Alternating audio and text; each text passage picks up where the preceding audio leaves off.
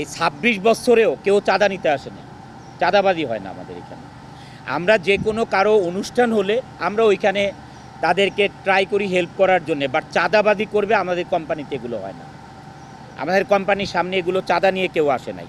কিন্তু এখন এরা এই ধরনের লিড দেয় হচ্ছে ইন্ডাস্ট্রি ভাঙচুর করে বন্ধ করে দেওয়ার জন্য, আবার এরাই বন্ধ করে এরাই স্লোগান দেয় আবার খোলার জন্য। মানে কি নিয়ে আন্দোলন করা যায়, এইটাকে হচ্ছে জাস্ট একটা ইস্যু তৈরি করা, আর কিছুই না। ওই দিন যে 11 তারিখে যেই ঘটনা তারা ঘটালো বিনা কারণে, আমাদের এখানে শ্রমিকরা তাদেরকে প্রতিহত করার জন্য একটা টিম হয়ে গেছিল অনেক বড় হয়ে, যে স্যার এদেরকে কোম্পানি থেকে বের করতে হবে। ইভেন তো আমাকে ফোন করে, আমাকে অনেক এই জিএমরা ফোন করে, স্যার আমাদের এইখানে অনেক শ্রমিক আছে, তাদেরকে প্রতিহত করার জন্য এখন তারা ইনিশিয়েটিভ নিচ্ছে। তা আমি বলছি না, কোম্পানিতে এই ভাঙচুর মারামারি করার দরকার নেই আমাদের।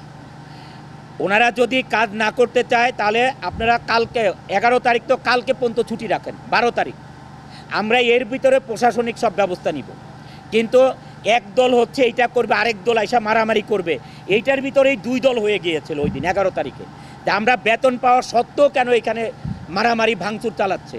এই 2 দল হওয়ার পরে আমি আমাদের প্রশাসন দিয়ে এটাকে থামানোর চেষ্টা করেছি যে না, এইখানে ভিতরে মারামারি করা দরকার নাই, আমরা আইনগত ব্যবস্থা নিব। আমরা নিজেরা এদেরকে মারামারি করে ফ্যাক্টরির ভিতরে তখন বলবে মালিকের লোকরা তাদেরকে মারছে।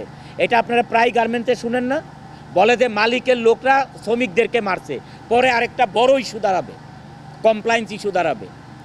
আপনারা দেখেন, আমি এই চিঠিগুলি আনালাম, এইখানে স্বরাষ্ট্র মন্ত্রণালয়, বাণিজ্য মন্ত্রণালয়, তারপরে বিজিএমইএ, সাভার ক্যান্টনমেন্ট, এই ক্যাম্প, তারপরে শ্রমিক আপনার কলকারখানা অধিদপ্তর, প্রত্যেকটা জায়গায় আমরা চিঠি দিয়েছি যে 10 তারিখের বেতন হয়তো বা, এবং ফ্লোরে লাগানো আছে, এই নোটিশগুলো ফ্লোরেও লাগানো আছে, এবং প্রত্যেকটা মন্ত্রণালয় পর্যন্ত চিঠি দেওয়া রিসিভ করা সাইন আছে এখানে, যে বেতন 10 তারিখে জায়গায় হয়তো একদিন বা দেরি হতে পারে।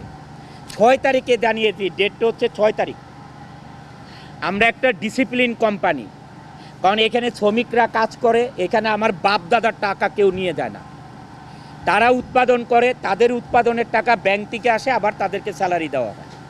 তা উৎপাদন যদি না হয়, আমি সবসময় আমার শ্রমিকদেরকে একই কথা বলি যে তোমরা টার্গেট ফিল আপ করো। টার্গেট ফিল আপ করলে ওই তোমাদের বেতনের আশা তোমাদের দিন গণা দরকার নাই, তোমাদের নিয়মের টাকা তোমাদের চলে যাবে।